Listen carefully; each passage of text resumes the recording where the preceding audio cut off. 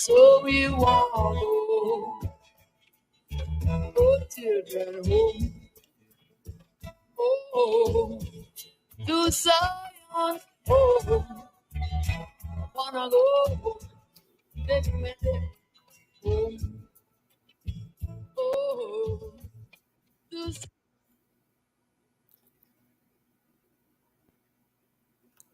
Good evening, Dominica. A pleasant good evening to you, wherever you're joining us from. It is wonderful to be back with you for another episode of Roots Connections on Q95, the big station. Wherever you're joining us from, I hope you had a great day. I hope you're having a great week. So again, welcome to the program. As you already know, this is our #1 program for featuring the people, the organizations, and the new and ongoing projects which are geared towards moving Dominica forward, especially as it relates to securing financial opportunities for our brothers and sisters at home and around the world. So we continue to work to advance Dominica and to identify what role each one of us can play with this mission. As the world continues to change and evolve, we look at what changes we should be taking advantage of in order to move our country and our people forward. We continue to face many battles and many challenges in Dominica. And of course, you know that Q95 keeps you apprised of everything of concern that goes on in Dominica.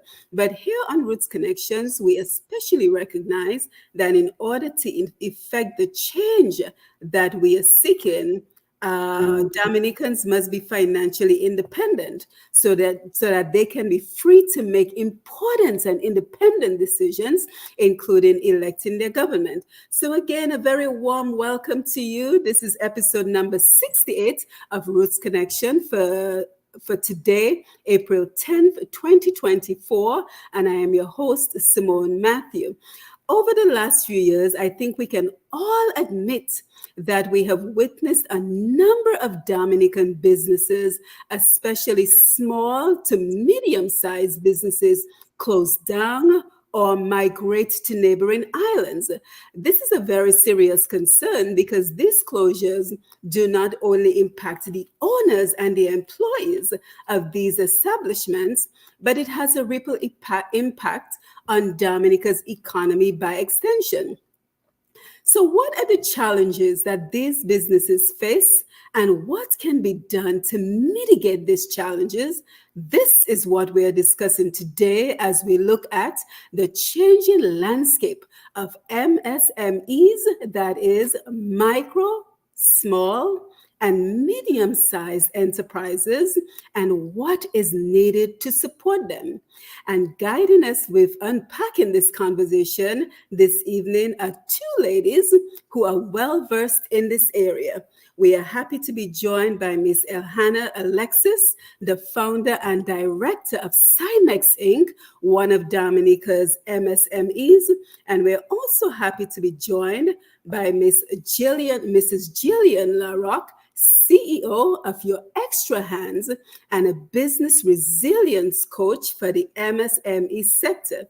But before we get started, we always like to say a prayer for our country, Dominica, and the many challenges and battles we continue to face.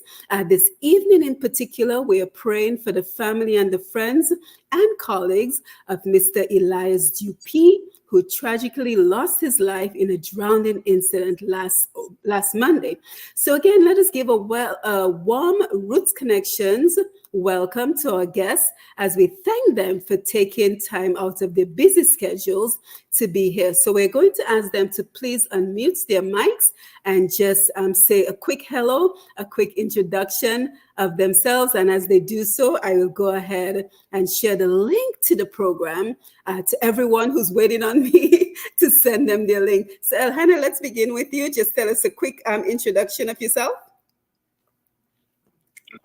My name is Elhannah Alexis. I am from Dominica, from Focoli to be exact. I used to be a teacher. I think I was a high school teacher for an accumulated time of about 4 years. That is about a stretch of time in between going to study and returning home and stuff like that. I studied in China I have a bachelor's degree of finance, and I have a master's degree in public administration. Um, After studying, when returning to Dominica, I worked with Dominica Youth Business Trust, helping young people to plan businesses, to work in the business. Just also took part in training young people in managing their small businesses and things like that. And then at some point, also in my in my career, I also worked with the Ministry of Commerce at the small business unit, also helping with small business as well, small business training and those things. As well with the Ministry of Commerce, I was working on a project that was in terms of helping building or I would say improving the relationship between businesses and the ministry. That was the type of role it was, but I didn't stay long enough to complete, like to stay a long time, because I did like 6 months, and after 6 months I had to leave.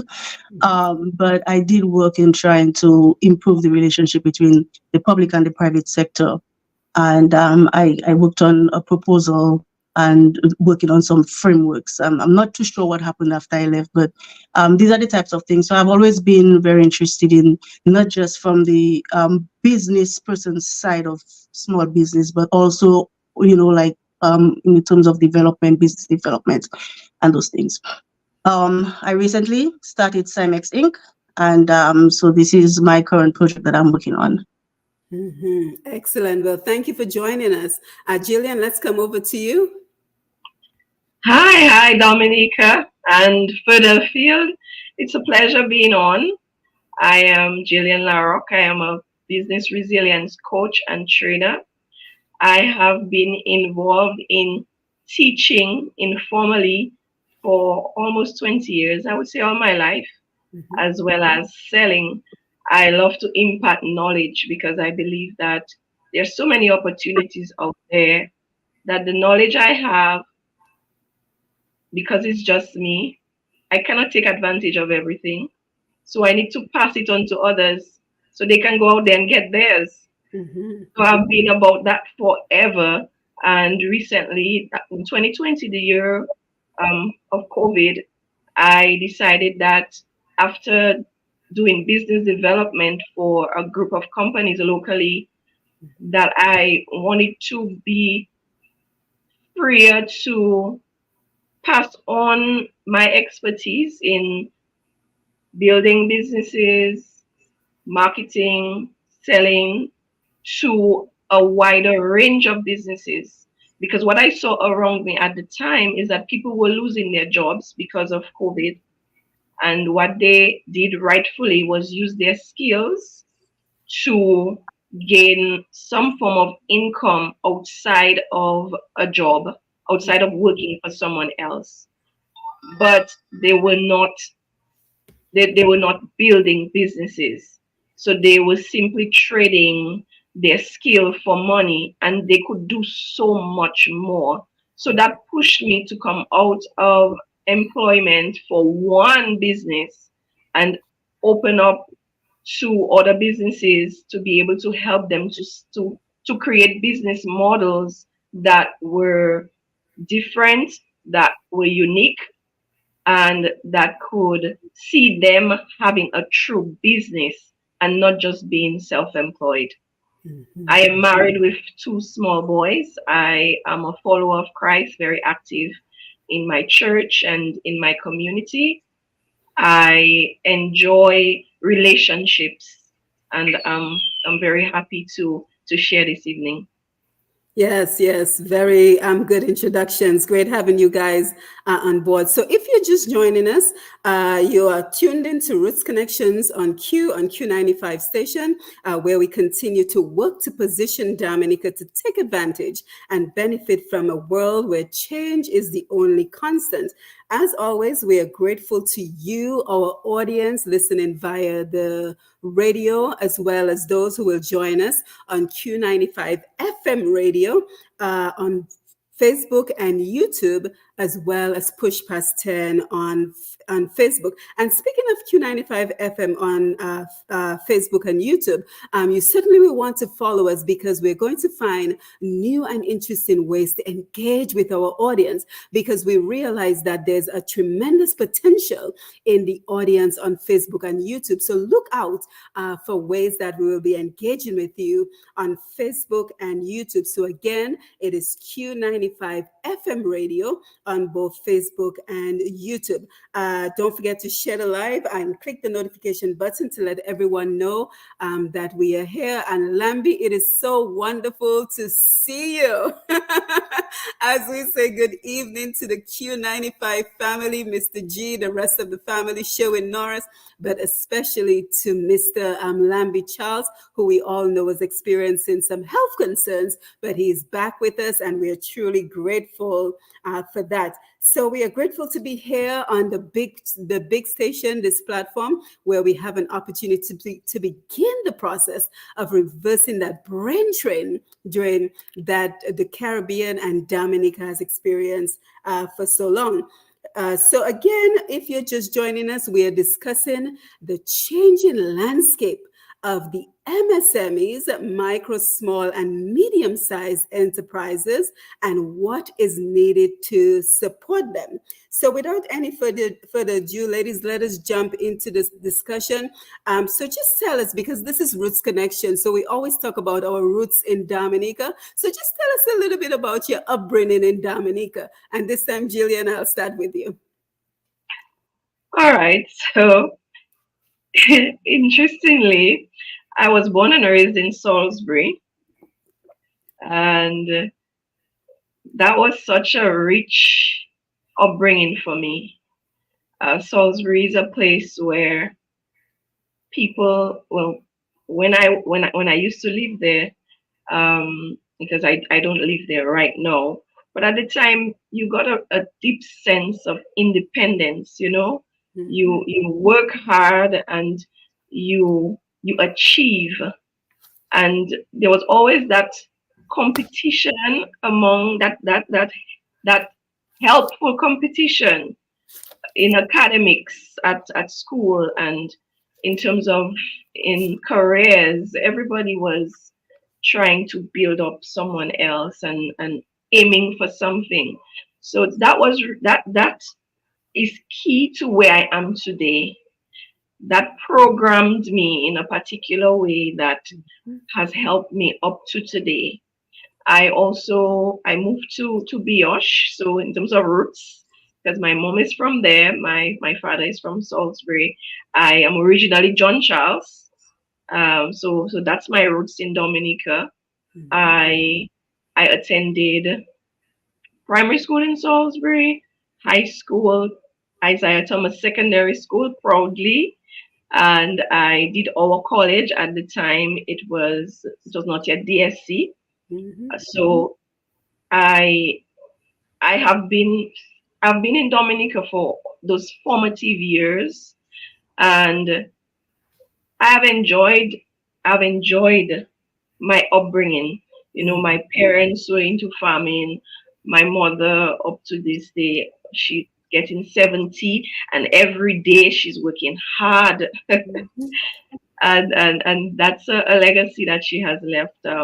She has created, you know, for us.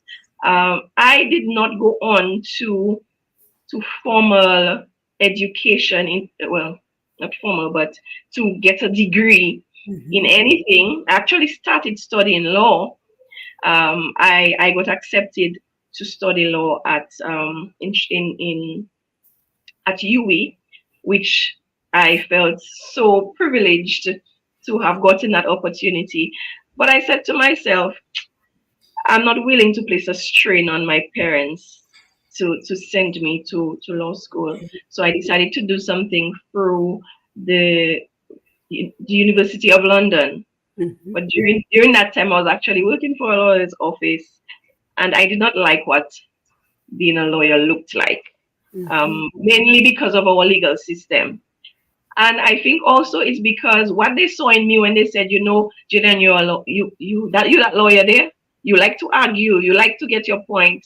So they always used to tell that to me when I was growing up in Salisbury, on the block, And I think what they mistook for that legal mind was a salesperson. And once I figured that out, I just took that and I ran with it. And I'm a self learner. So there's nothing I cannot learn on my own. So for now, I have not gone on to that level in formal education, but I learn every day. And I love this age where you can just learn anything as long as you apply it yourself. Absolutely. And I'm so happy that you talked about the skills that you would have used to be a lawyer, because you've been on several programs with me, and I know that those same skills apply very well in terms of you giving back to the community. So I think you took the right direction. Absolutely. Elhannah, tell us a little bit about growing up in Dominica. You're muted. You're muted. So I am from Fokole since well I guess the hospital is in Goodwill. So after the hospital, the first place that I was taken was Fokole, and that's where I lived all my life in Dominica. Well, I would say most of my life in Dominica. I went to St. Martin Primary School and Convent High School, and I used to be very, very quiet and studious. Only like I would be in my books all the time, every day. Like all my childhood pictures, I would be carrying a book in my hand with a pencil. So all those old little pictures, then it's just a matter of turning away from my paper or my book for a few seconds just to snap the picture and to continue doing my stuff. So I don't know. I was just like in my own little world. I would always do like in my textbooks. I would like just go through my textbooks and just try to do all the work. Even before school, I was like nothing else to do, right?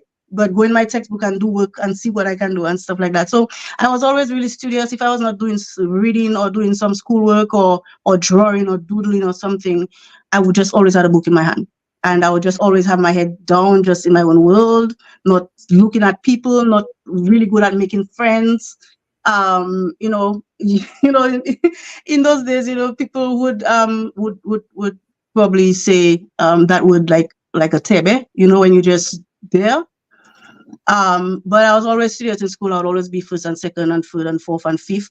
The top five numbers, in those days, in class, they would number everyone in terms of their grades. So that's how I was in primary school. And then, in high school, I was still doing well and stuff like that. But in high school, I wouldn't say I was top because, at that point, you have a lot of distractions, you have a lot of stress, you're a teenager and stuff like that. And I was a teenager, and I didn't grow up with my parents. So I grew up with my grandparents and, living with grandparents, living with cousins, a lot of playing, nobody really. But with me, because I was so studious, I'm the type of person that would be in my books. So that was not a problem. So a lot of things that happened in my life in terms of being so independent at that stage, I really kind of just motivated myself and told myself what I wanted to do with my life, and took myself to school. I knew that in order for me to get anywhere I wanted to get to, they said that education was the key. So I was going for education. So I would stick with school. I know it was stressful, but I would stick with school because I knew that might be my only way out of wherever I was, whatever my situation was. And actually, it ended up working out for me because I went to college, and I went to the Dominica. Well, it was not Dominica State College yet, but at that time, remember I said I grew up with my grandparents, and things were not too good, but I was able to get a scholarship, and I went to college on a scholarship. So that enabled me to go to college, and that scholarship was sponsored by the Rotary Club. So it was a full scholarship. I was able to get travel money, uniform money. Everything was there. So that really made it possible for me to get my my sixth form education. Continuing along the line of education, because I realized that is my way out. I decided that even though I became as soon as I finished college, I started teaching, And although I liked teaching, but it didn't really seem like the thing that I really wanted to do. And I taught at the Goodell Secondary School for some time.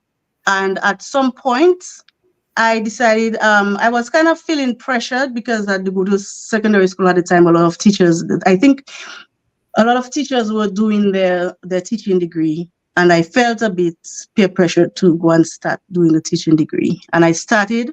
And then I said to myself, that's not what I really want to do. I don't want to be a teacher for the rest of my life. So I said, no, that's not what I want to do. And then eventually I applied for a scholarship to go to China to do my degree.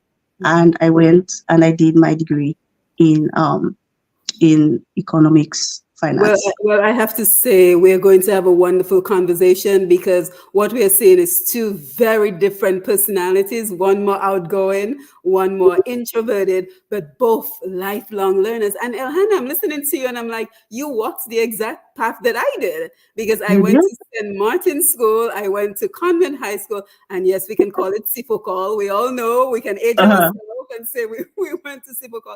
And I also got the Rotary Scholarship that you did. about. So it's amazing to see the path, the similarities. Yeah.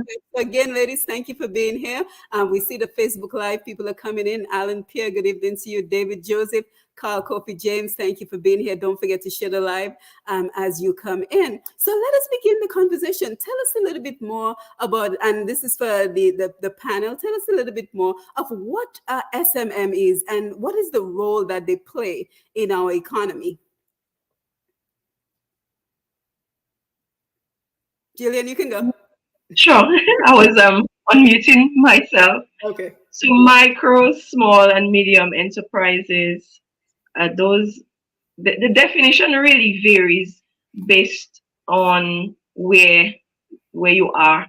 But sometimes it's seen as those businesses with less than 50 employees.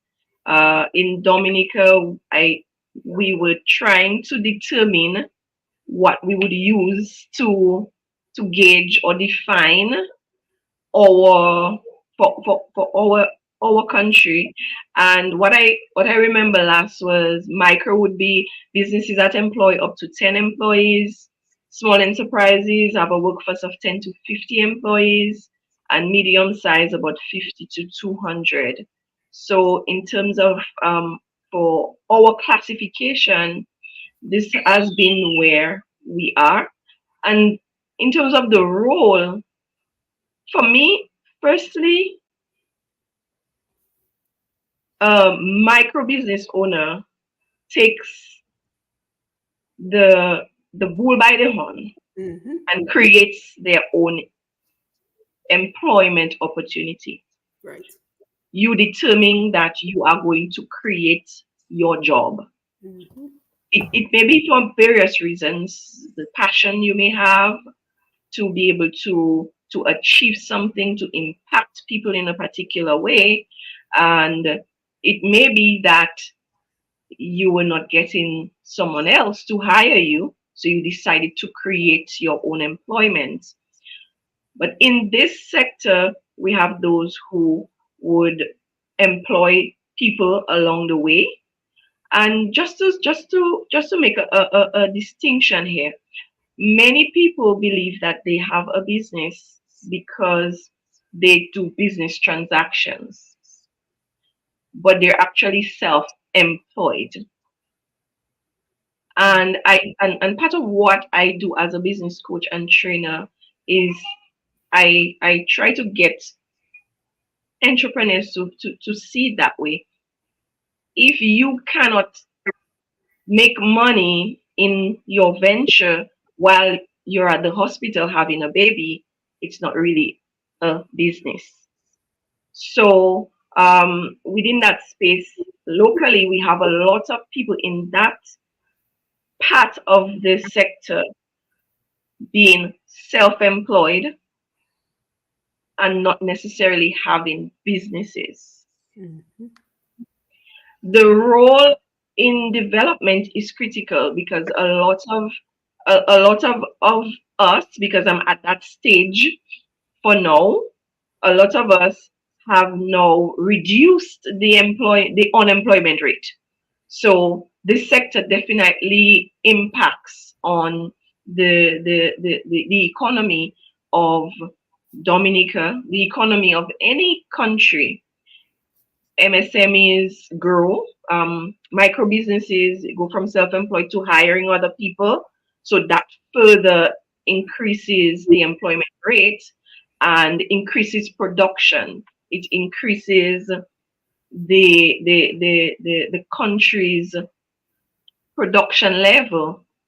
So definitely this sector plays a very big role in in increasing the production of a country, and many do export, so increasing in foreign exchange, in increasing the export that countries actually do. So we definitely are important to economies. Mm-hmm. Yeah, very well said. And Elhannah, I want to come to you because I think you speak very well about the importance of registering your company. And I also want to piggyback on what Jillian said in terms of employment, because as far as I know for now, and we're going to talk about Simexx in a little bit more detail in terms of what you do, but for now, I know you have at least one employee. So here's an opportunity that if your business continues to grow, as Jillian said, it's an opportunity to employ even more employees in Dominica. So tell us why it was important to you that you register Simexx.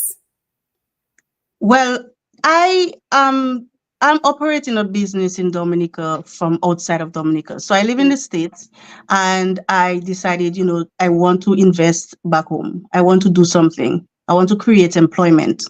And with the idea of Simexx is that the business is going to grow, and we are one day going to be able to move from being what we currently could probably be considered a micro business because we only have one employee. And at some point, we will be like the textbook definition of at least a medium-sized company one day soon. So it's very important. It was very important for me to establish Simexx as a company, and also not just as a business name, but as an official company, especially the fact that I am outside of Dominica. So I want the company to be an entity of itself. Although that was my idea, but I found out through, doing, through operating the business, is that even if you have a company and you are a local owner of a company, or your employee is a local person, many times, like in doing business and with all the bureaucracy, in certain offices, or certain authority offices, they would still consider you as just a person coming with a business, and not consider the business as an official entity of itself, as the law really, creates. I mean, a company, when you register a company you're really registering that company as an entity by itself, separate from you or anybody else. So that was my idea in registering as a company. I wanted to make sure that it was a being of its own, and not really completely dependent on me, and not really, not so connected to me in that terms, because I'm not there.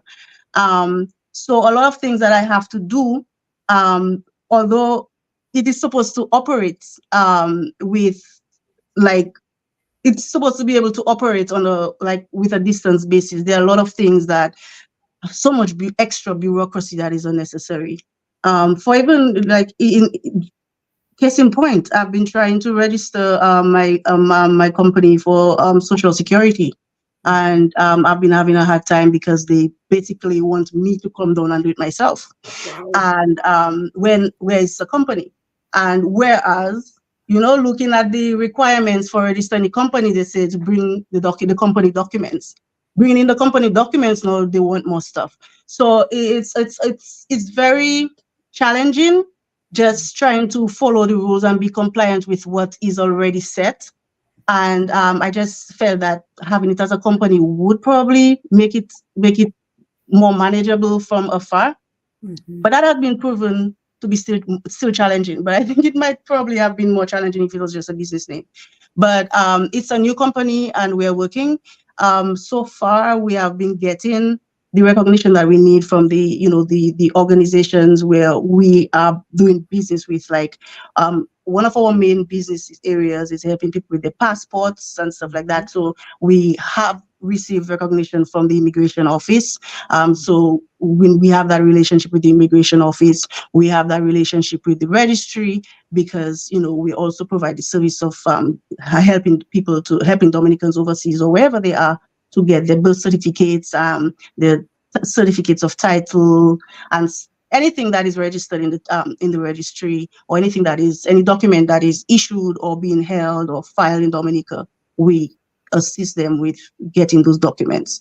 Right, So, and I was going to have you discuss that a little later, but let's just talk about it right now, because you've already started talking about it, and I'm so happy that you mentioned the issues with registering with Social Security, because one of the things we want to look at this evening is whether there's an enabling environment in Dominica for businesses to begin and to thrive, and to have someone who is overseas who potentially has the income to be able to start a company in Dominica. What are the challenges you are facing? So I know that the powers that be listen to every Q95 program. So we're already letting them know that these are the challenges that Dominicans who are overseas and are ready to invest in their country, these are the challenges that they're facing. So I'm very happy that you brought up the issue that you're facing with Social Security, where you're being told to bring in the documents, and you don't live in Dominica, but you're passionate and you want to invest in Dominica. So how can we work around this so that you are not discouraged, so that other people who are listening to our program this evening and watching on Facebook and YouTube, who are thinking of investing in Dominica and starting a business, now they're probably thinking, what? Now I have to go through all that drama with Social Security. So we have to begin having these conversations so that the powers that be know the challenges that people who want to invest in Dominica are facing, and how can there be a workaround so that you're not being asked to, buy a $3,000 ticket to Dominica to come and bring in some documents. So tell us more about Simexx, and I'll go ahead and type the website. And for those who are listening, grab a pen and paper. It is going to be www.s as in Sam, I as in India, M as in Mary, E as in Edward, X as in x-ray.com, and we will repeat it a few times this evening so that you can get the website information. But go ahead, Elhannah, tell us about what is Simexx. So Simexx is a company that I started with the idea that I would be able to help people to access services in Dominica. My initial idea started with helping people with things like passport and birth certificate, because these are things that I also need help with. I mean, as a person living outside of Dominica, these are things that I also need. And I also have family outside of Dominica. When I lived in Dominica, I used to be Simexx for my family. Yep. I was the Simexx, everybody that needs to renew their passport, sent to Elhannah. Anybody who needs a birth certificate, I've gone to the I've gone to the registry to get, my parents' birth certificate, my parents, like marital certificate, all those different things. I went to get divorce decree, everything for people living outside of Dominica. And so while I was in Dominica, I saw, that's something that would be a good idea if I could do that. And when I came back from doing my degree, I had a short stint at the registry, and I was a probate clerk. So while doing that, I actually got to see, the behind the scenes and interacting with people coming and drop off and pick up their stuff. And I realized that, that's something that somebody could do, like be the middleman in between and help people so they wouldn't have to come down to do it. I remember meeting this one lady that came down to do those stuff because she didn't have anybody. I guess she probably didn't have anybody to do it for her. So she came to do her stuff, and she was so adamant about putting $20 in my hand because I got her stuff for her, and she wanted to make me. I told her she was coming. I told her that her stuff would be ready by the end of the day, and she was so happy. She wanted to give me $20, and I kept telling her, I don't want it. That's my job. I cannot take money from you and stuff like that. So I told her, lady, please hold your money. Come back this afternoon and get your stuff. It will be there. And I realized that people will pay. Will pay you to get the convenience of being able to sit at their home in America or in London or wherever they are and have their stuff come to them through the mail. So the idea came to my mind then, but at that time, obviously, I know that I would need a website and all those different things with no money. That wasn't a possibility at the time. And so about in 2022, my sister was having an issue getting a passport. She had to travel, and she needed a passport renewed just when they turned the passports to the e-passports, and it was hell for her. And I was like, it would be a good idea if that idea that I had to do, if I could put it into action, I could help situations like that. And one day, a friend of mine and I was speaking about businesses in Dominica and doing business and types of businesses that would probably be successful. And I told her about it, and then we were like, okay, let's do it. And I was like, okay, let's do it. And I went on and I started doing the website, and I just started working on it. And I just continued to work on it. I decided to go and register it as a company and do all those things just in a matter of a week. I did all that, and I just went with it at the time. So it's something that I've wanted to do for at least 10 years now, that I'm now able to actually put into action. So what we're trying to do is we're trying to enable people to access those services more easily. And when I say that, it's because a lot of the systems that we have in Dominica for obtaining things, for doing this and that business, different transactions that we have to do, it's so complicated. I wouldn't say it's complicated, but the process is so complicated because, we're a small little island. We're not so technologically advanced, especially in the public service. So a lot of things are done the traditional way. And in order to to improve the service, I cannot improve the public service by myself. I cannot do that. I cannot improve the technology that they use in the different ministries. But what I can do is I can be the shield. I can get in between that and take bear the stress of going through the different offices and all the different things that I have to do. Take it and save the people from having to go through it. So what we're really doing is we're standing in between and fixing the system for people. So someone who wants their passport, they do not have to go to the immigration office and stand in the line. And then when it gets to their turn, they found out, oh, it's a lunchtime, you're gonna have to come back at 2. They don't have to go through that. We will take that out of the plate. And in our own little way, we're helping the system.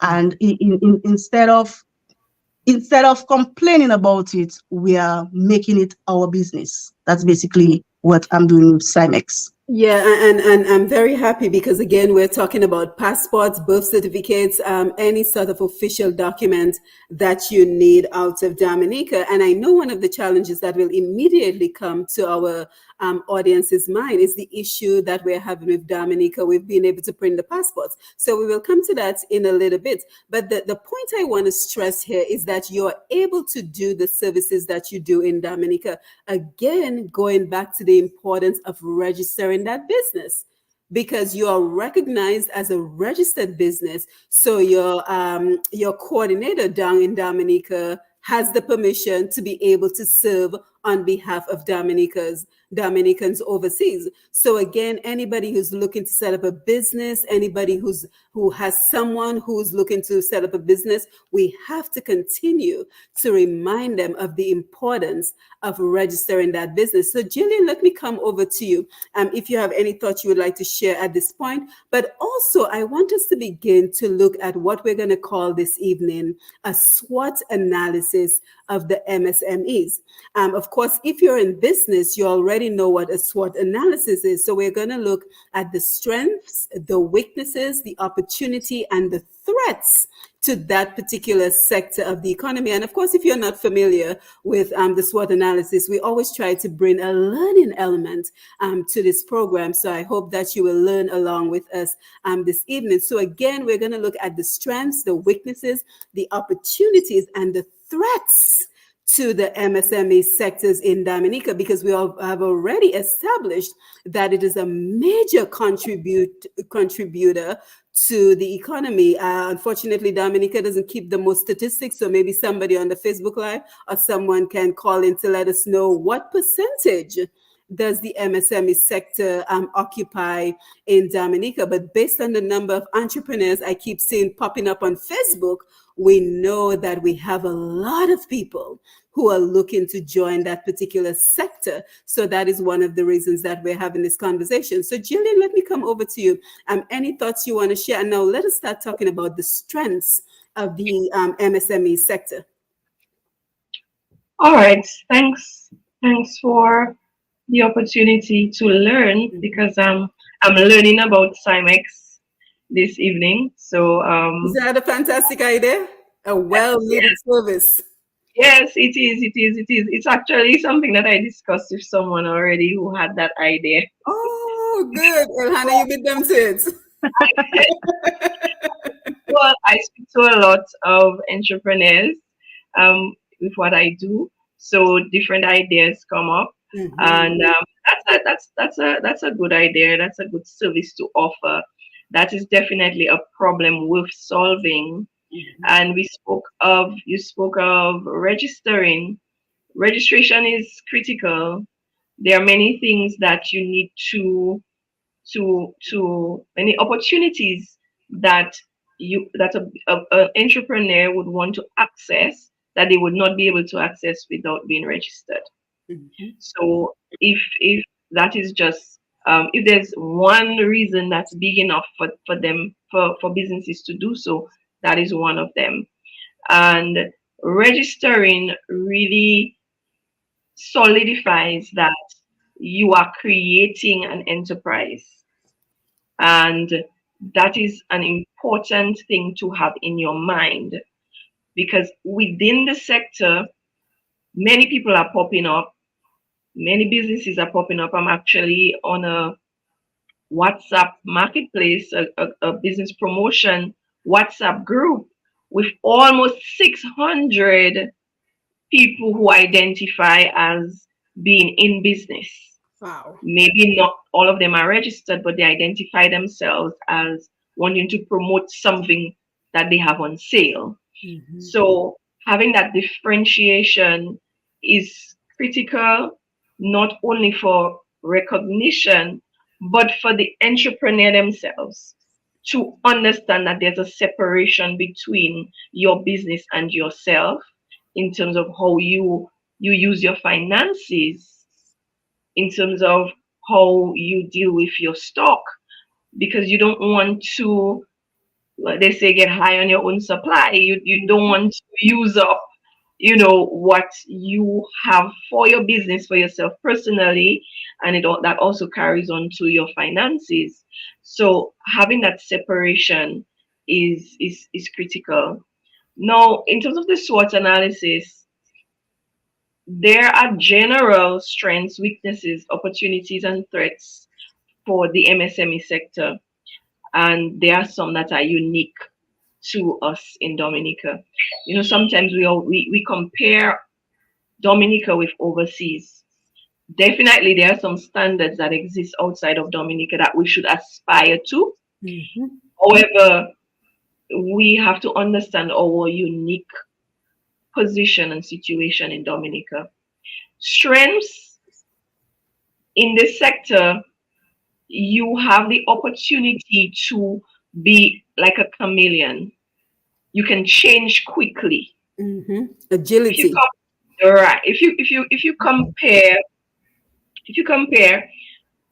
the size of maybe 10 employees as opposed to 200 employees, the change management is completely different between these two categories of business. Right, because I like to compare them to a huge ship on the ocean versus a jetliner, right? A small quick boat or whatever we want to call it. Because think Oh, of a huge ship on the ocean, how long it takes to turn, right? But if you have a speedboat, it can turn in an instant. So that is what I like to compare the smaller right, businesses. They're able to pivot more right. quickly, especially when it came to COVID, when to pretty much change your business format. Many of the smaller companies were able to adapt more quickly because they were small and agile. Yes, and that is a key. That is a key strength. And as I serve businesses as a business resilience coach, I always come back to that unique strength, Mhm. because when you face certain challenges, if you are not able to be agile, to change direction, you end up failing. And many of the businesses that end up failing, it is because they refused to change direction. Mhm. They refuse to switch over completely, because that may be what is required. You may start off one way, but you always have to consider how the market changes and how you can change with the market to increase the value of what you offer. Small businesses, businesses in the MSME sector are better poised to be agile in that way, better poised to to put out prototypes of what you think could work, and if it doesn't work, you try something else. Mhm. So the strengths are there.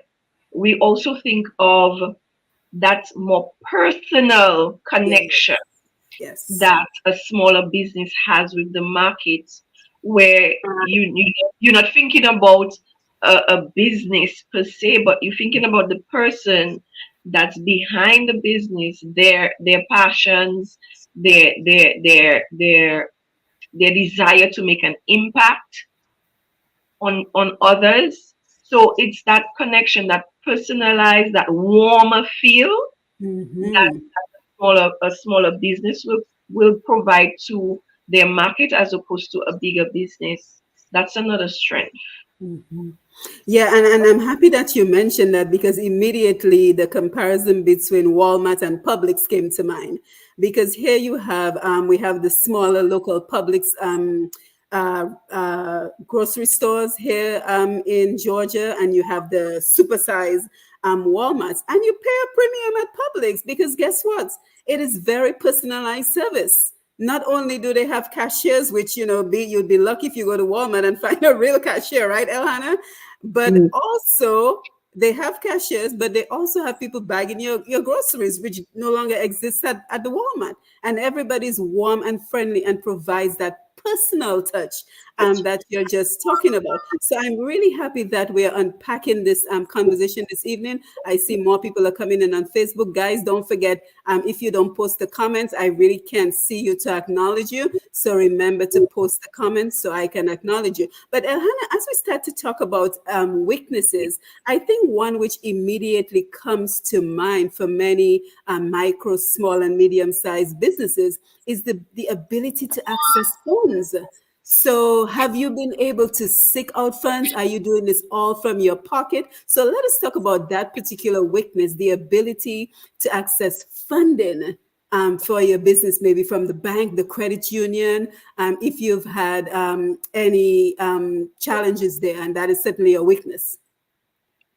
Well, I have been using savings for to fund the business, and I have, like, I've reserved, I've made reservations, for that.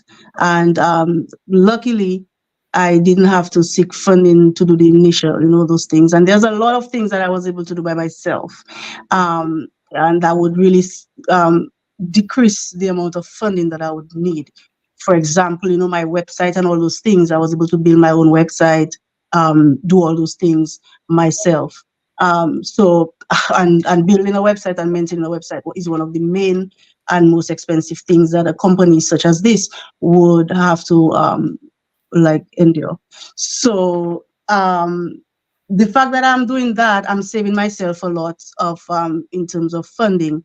But I know that it's very difficult for people who in Dominica, if you're having a business that's in Dominica, because I do have a job, so I'm using my my day job to finance the business. So it's quite different for someone who is expecting the business, like if they're self-employed, the business is providing them with self-employment. No, at that point, no, you're facing a situation where you're trying to fund a business and you're also trying to support yourself. So it's very difficult at that point, especially if there's no funds coming in, and it's very difficult to get any funds. As we know, there's a lot of bureaucracy in a lot of processes, and even though there are types of assistance, there's some type of bureaucracy. You have to apply, and sometimes, obviously, if you have to apply for something, there's a possibility that you will not get it. So there are so many different things in terms of getting funding that some businesses may not be able to get enough funding, and that's one of the weaknesses of a small business, because you have to find funding for yourself. There may be grants possible.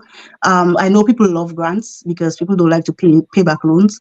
When I worked with Dominica Youth Business Trust, it was a struggle, because the Dominica Youth Business Trust provided an avenue for young people to be able to get loans from the aid bank, right?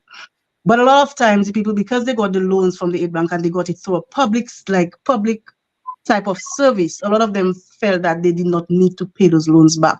So the issue that was the issue that I saw while working at Dominica Youth Business Trust is a lot of young people got loans from aid bank and through the programs. But because it's a public program, they figure it's government's money, and they didn't feel that they needed to pay it back. It's a loan. You always have to pay a loan. Exactly, right? So even if it was a loan from the aid bank, but because it was through a facility that was made available by the government, a lot of them didn't feel like paying it back. And so there was a lot of delinquency in that regard. So, and sometimes it's because the business is not doing so well. Sometimes it's because they're not managing the business too well in terms of the finances. And sometimes it's just that they don't feel like they should be paying it back. And a lot of them felt that way. And sometimes, I even had experiences where young people had businesses and, they did that type of business. They have a loan, an outstanding loan, and they have another type of business that is not exactly the business that was under the funding. And they decided that, money from that business is not going into that loan. So I will only pay if I make money on that loan. Oh, wow. So they feel like they have a choice, So whenever, there are programs, there are public programs, that is one of the issues with having public programs as well, because the government may create a facility to provide funding, and people may believe that because it's a government type of situation, there's no commitment from me. I don't need to do it, then somebody will take care of it. So that's that. But people like grants because you don't have to pay it back. So whenever a lot of times also, the loans at that time, the loans that they got through banking under the DYBT program, it was not the interest kind of compare with the loans that they would get at a traditional bank in a traditional loan situation. So they were getting a good, they were getting a good deal that they would not get in another bank. But the fact that it is a public service, a lot of people don't feel committed to it. And right, that's it affects other small businesses' opportunities to get loans as well, because when you have such a high delinquency on your loans at the bank, then it affects the ability to give out additional loans. But let me come over to you, Jillian. And I know normally we take calls around 9 p.m., but I think we're going to do something a little bit different this evening, because I want to come to you first, Jillian, to talk about the weaknesses in terms of funding. And also another weakness I think is very important to talk about is if these small companies have a good business plan. because simply having a good idea does not equate to having a successful business. You also have to have a business plan. And then what I want to do, I want to begin the conversation about the threats, the challenges, the threats that these small businesses are facing, because we have to have the conversation about the Chinese effect, the fact that, the Chinese are getting preferential treatment over our local people in Dominica, that they're getting duty free. So we have to begin this conversation before we pause to take the calls. And we also have to talk about whether there's an enabling environment in Dominica for the small and medium-sized businesses, right? And are our people a priority in terms of having these opportunities? But first, Jillian, let us talk about the weaknesses in terms of funding, as well as the business plan that is so important to the success of a company.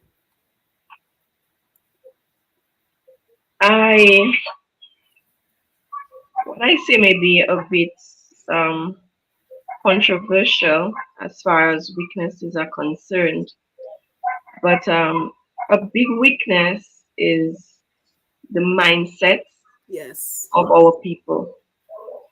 And you can go anywhere in the world, you can go to the highest peak, to the deepest depth.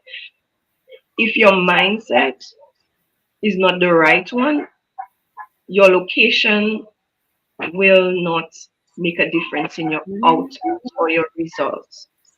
And what I could change is if you go to somewhere different and you allow where you are to improve how you think, to reprogram you to be successful, or I wouldn't say successful, I would say to reprogram you to get different results, because there's no one definition of success, but it's really about the results that you are trying to get.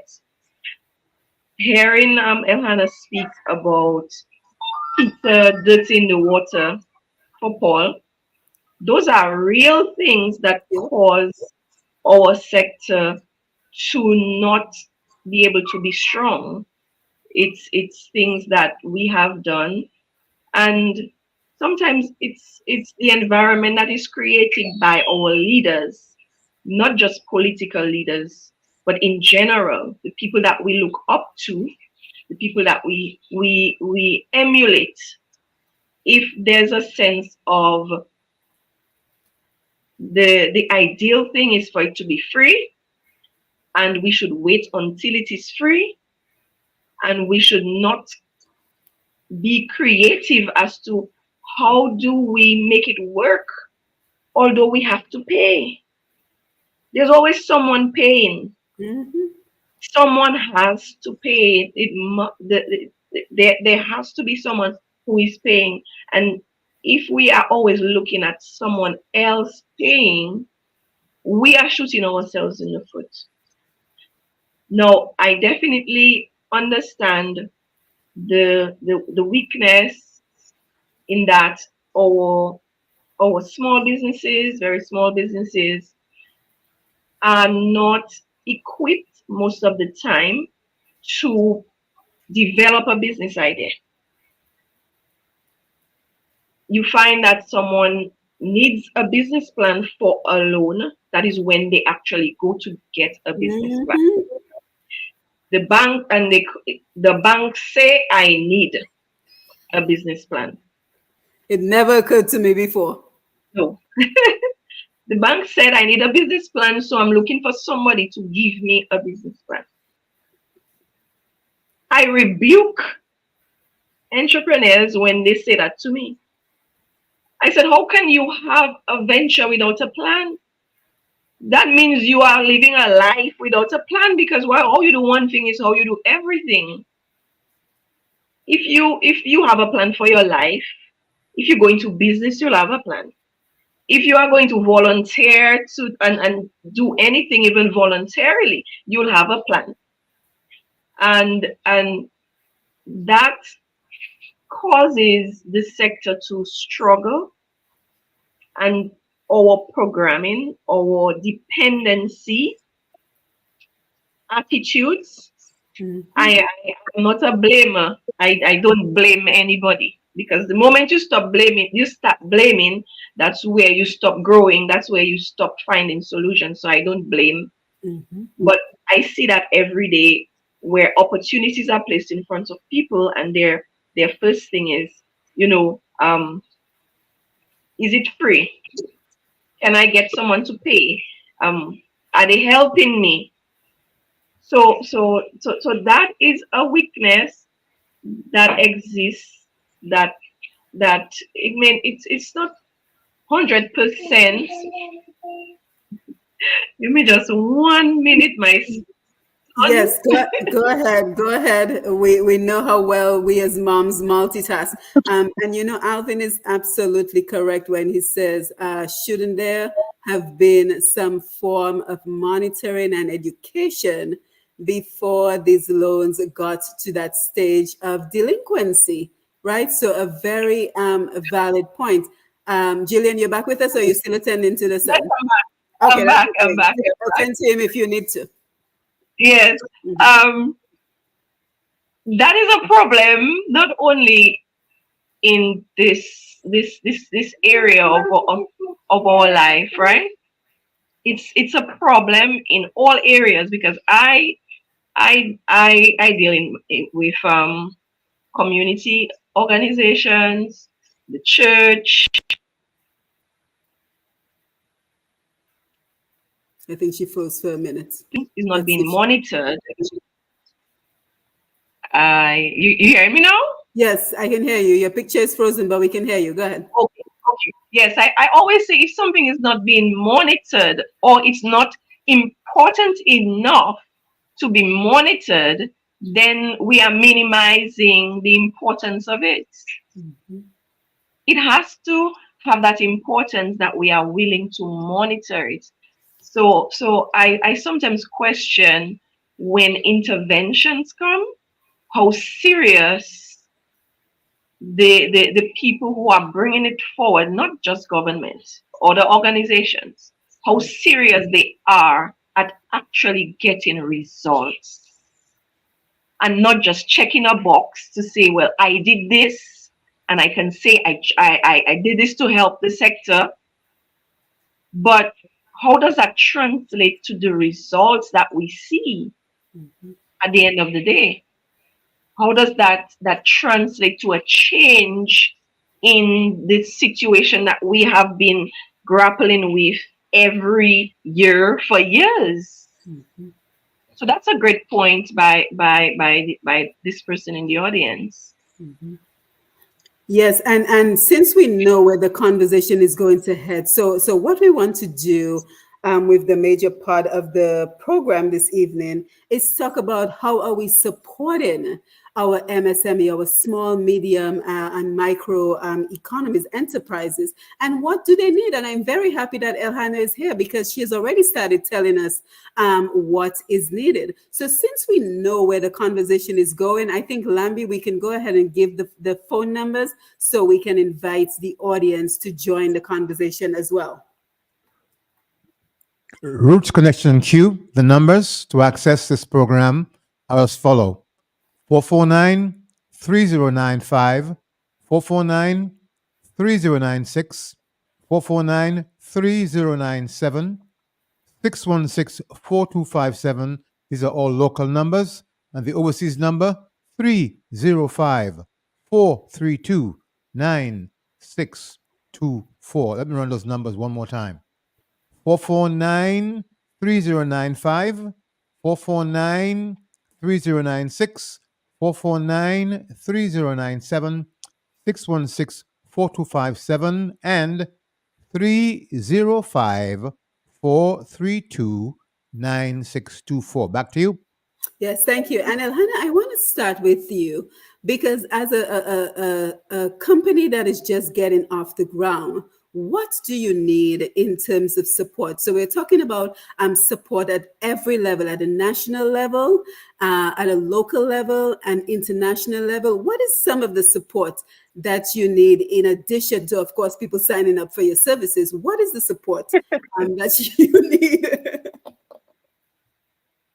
As as a company that is working, that our main business is, to stand in between organizations and people all over.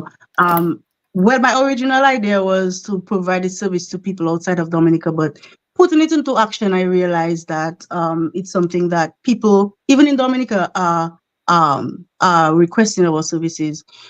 So it's something that I plan to introduce later on, that I am going to have to introduce earlier on, because it's something that people are actually, people that are on the ground in Dominica are actually looking forward to having someone else go to pick up their passport for them on their behalf, instead of having to leave work and go and pick it up and stuff like that.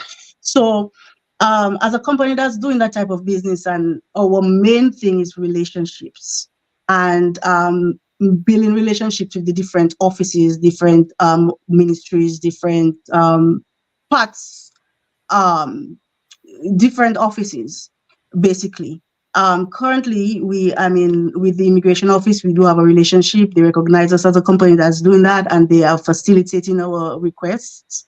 So I would like to give kudos to the immigration department and the immigration inspector, who recognizes Simexx as an official agent for people doing their passports and those things. What we would like to do is, we would like to have more support from different, the different offices. We would, I'm hoping that people at Social Security are probably listening, and so they understand that it's a company, we're a company that's trying to avoid the types of problems that I'm going through with Social Security. I'm trying to help avoid those problems for other people who want businesses. So for me, I'm looking at it as, I'm going through it. I will go through it. I will send them exactly what they need. But the fact is that going forward, I know that I can help people to avoid that part of the issue. So if you have a business and you're living overseas and you want to do those things, Simexx can help you to get through it, because we've been through it. So we just want to be able to have relationships with different organizations, so that we can facilitate what we really want to do. I think that's really what we want from the various offices. Right. That's all we know. And mind you, Social Security is only one department. So I can imagine, as someone who lives out of Dominica, who's willing to invest in Dominica, the other challenges that you may face, because even for us, we don't have a business in Dominica, but of course, we have other interests in Dominica. And in terms of reaching anyone at the bank, you'd be very lucky if somebody actually picks up the phone when you call the bank. So luckily, you have to have an inside contact that you can reach to ask, what should I do with this particular situation, so that that person can direct you to somebody else who can help you. And it shouldn't be that way. It shouldn't be that I have to have a special contact in the bank, or a special contact in Social Security or a special contact at the registry, because that too, we have somebody who's a special contact at the registry when we need those documents. And in this case, you're going to be that contact for a lot of folks. But it shouldn't be that way, right? It shouldn't be that way, that you have to have someone special to intervene on your behalf in terms of getting what you need done in Dominica. So I hope that the powers that be are listening, so that they know, first and foremost, that there are Dominicans overseas who are ready to invest in our country, but it has to be a more of an enabling environment to be able to do so. Jillian, you had any thoughts on that?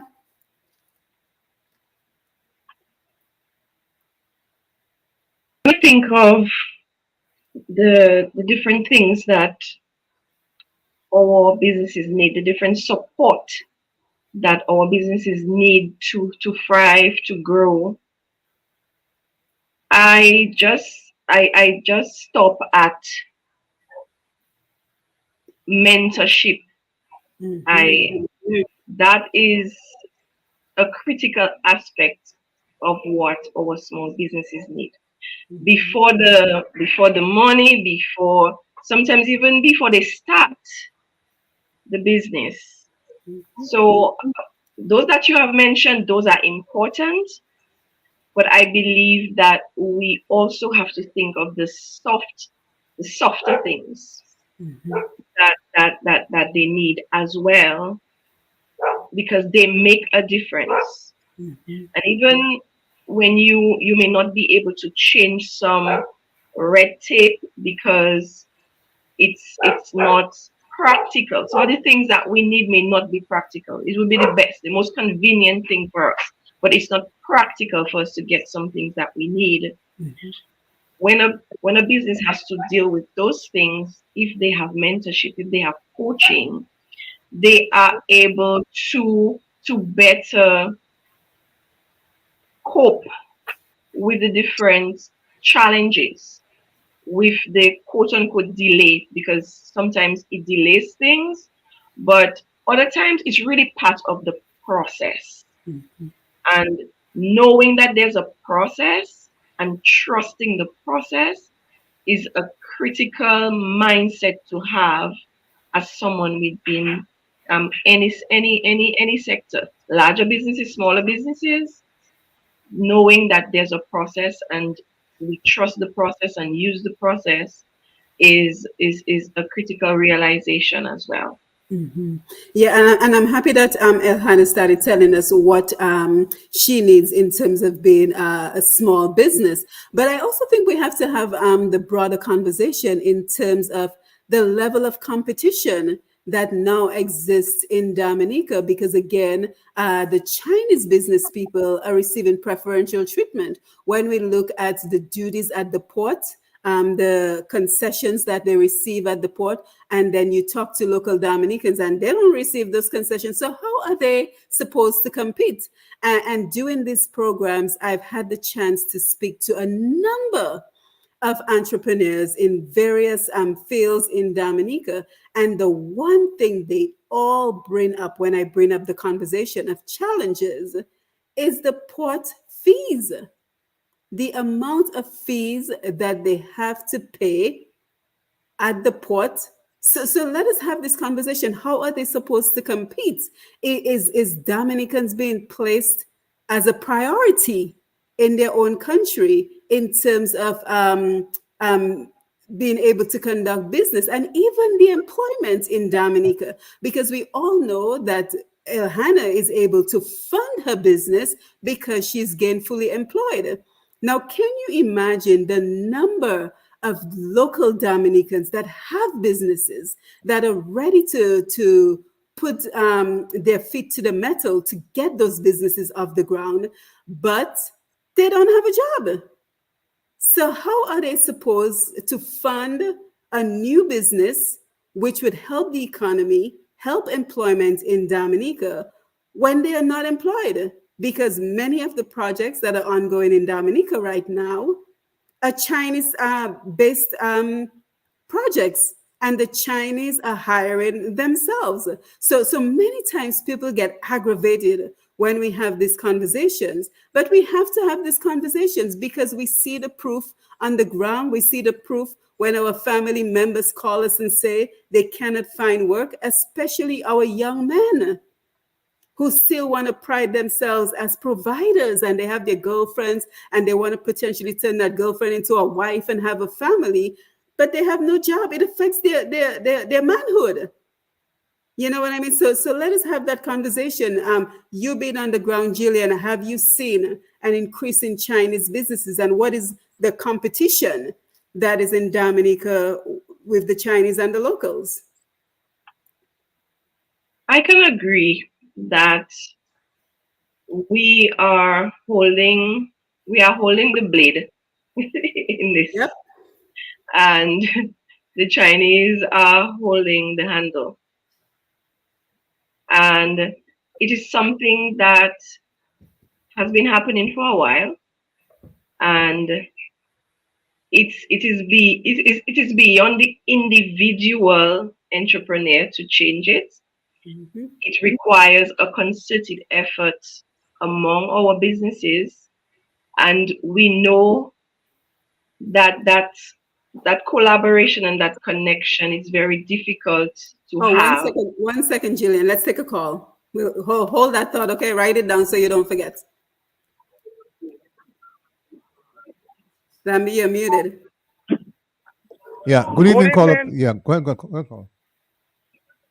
Good evening, Dominica. Good evening, St. Joseph. Good evening, Seymour. Oh, God bless Good you. evening. Good evening, my friend.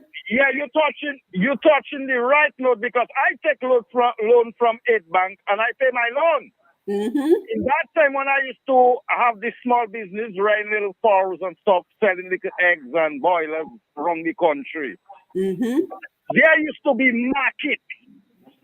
There used to be opportunity to make money. Simo, if you people, young people going to borrow money to do business, I believe the government needs to play a greater part, especially in agriculture. Yep. In whatever business those people doing, to find markets for those people. So not just opening a business, but in opening the business, they could have return that they can service their loan. Lately, their politician, I remember a certain politician tell Dominican young people, when they turn 18 years, they will get some money to open their own business. These are the lies that they tell to the young people. So at that time, you're making people believe everything will be for free. Mm-hmm. So I am saying you have to have a greater role, a greater support. And here it is. You have Chinese competing against Dominicans. And Chinese is not consuming Dominican products. I mean, I used to work in Larry River Hotel in the kitchen. I saw Chinese kill snakes and cook for they buy a plate of food. So I am saying the government have to play a greater role in helping young people so that young people can service their loan or service their debt. God bless Dominica. Thank you.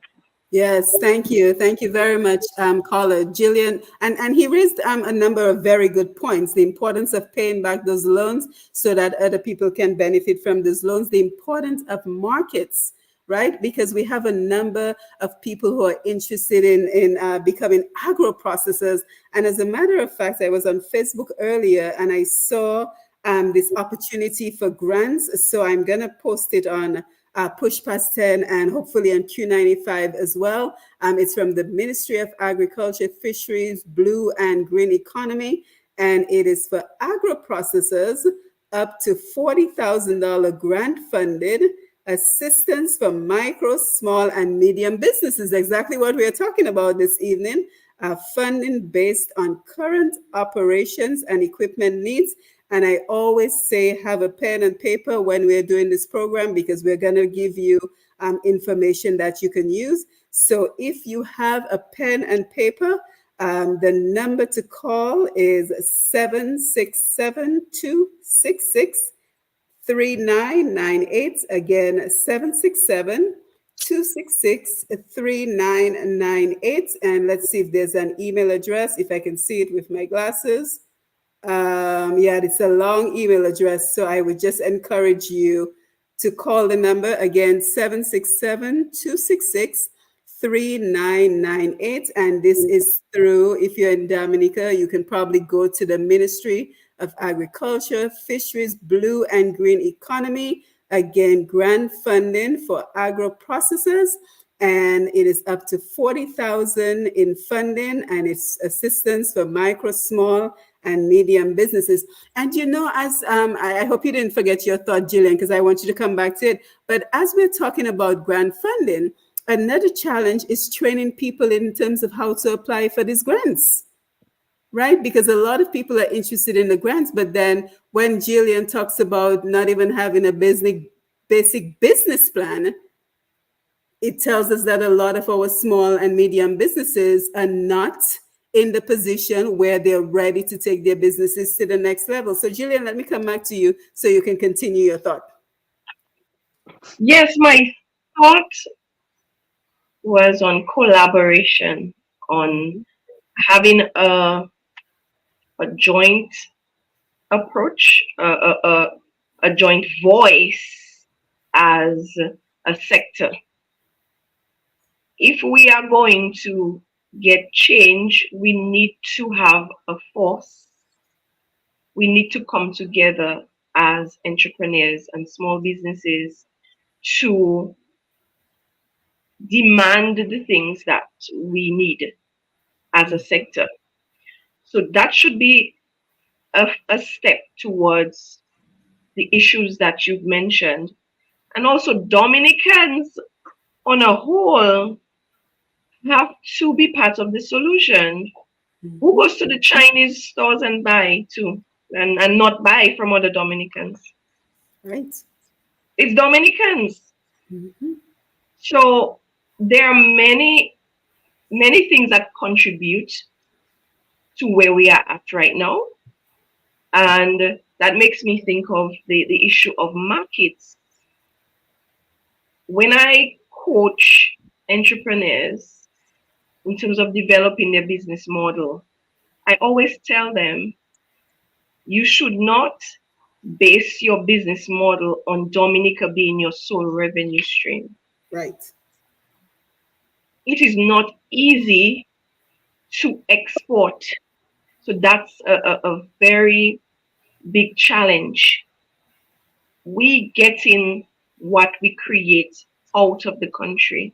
Mhm. And that is an area of support that our small businesses need. While that's not available, there are other ways that businesses can implement passive income and getting value to the outside world through technology. Mhm. So I always encourage entrepreneurs to think of technology and how can you tap into the outside market with a different type of offering that you add to your business. So for example, you are a local producer.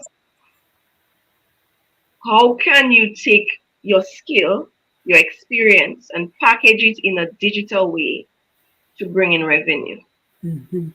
So we always have to be thinking of how do we reach out of Dominica. So I believe that markets are a key area of support that we need, and a key way of getting this change is a joint effort, collaboration, joining forces in the sector, which we see is not happening. Mhm. Yeah, and before we move on, Jillian, I just want to also give you an opportunity to tell us a little bit more about what you do as a business resilient coach, because I get the sense that many of our entrepreneurs and our small businesses in Dominica, they need the services that you provide. And then once I go over to Elhannah, I want you to post your contact information in the chat area, and I will read it out for those who are listening on the radio. So guys, don't forget, grab your pen, grab your paper. And then once she's done, Elhannah, I want to come to you because I want you to tell us about the importance of e-commerce, the importance of embracing an international audience, an international potential clients, because there too, I think there's a huge challenge that many Dominicans, going back to that mindset that we were talking about, that many Dominicans are stuck with seeing their market as only folks in Dominica. They do not think beyond Dominica. So we're going to come to you for that, Elhannah. So gather your thoughts on that. But Jillian, just kind of tell us a little bit more about what you do, because I suspect we need your services for many of our local businesses and even international businesses as well. Oh, by the way, one other thing, I forgot to acknowledge Sandra Alexander, who's joining us on Facebook. Alvin and Anthony, continue with the comments. We're coming to them. And anybody else who has any comments to post, we're coming to you in just a minute. Jillian, over to you. Yes, so I'm the CEO of Your Extra Hands. Yes. Your Extra Hands started off as a virtual administrative assistance business in 2017. However, from my experience at a local business with it was a group of companies, I honed skills in sales, in marketing, in business development that allowed me to go to the foundation of what makes a business strong, what makes a business resilient in terms of the many challenges that that business would have faced over the time that I was there, which was about 9 years. So I determined that I was moving from this low value solution to a higher value one where I would help entrepreneurs cultivate resilience in themselves and in their businesses. And a key area of doing so is developing success habits as an entrepreneur, and also in terms of your business, creating a business model that is differentiated. So when I work with entrepreneurs, I look at how can the person, because everything starts with the person in the MSME sector. If we overlook the person, we have already failed Yep. in our intervention. So I work with the person. So I'm a trained leadership coach. So I look at the person in the business and how can I come alongside you to fix the programming that do not work, the ways of thinking that do not work for you to be able to bounce back quickly in the face of challenges in your business. And I'm also trained in business model design, lean business model design, and design thinking to develop a business idea, which all looks at having an agile business, a business that's adaptive, a business that goes deep into the core of the market that is being served, because that is a critical aspect of resilience. You have to be very in tune with the market so you can shift when necessary. And I do training on a one-on-one basis. I call this my VIP trainings and coaching. I also do accountability because many people do not get the results that they need because they don't have someone keeping them accountable. I do training for organizations such as ICA. I train with the DIC as well. I train teams outside of Dominica. Thank God for Zoom. And technology. And tech. So I start from the person, and something that's key to me as a coach is empathy. I put myself in the place of whoever I work with, because at the end of the day, that is the person who has to take the bull by the horn and make things work in their business.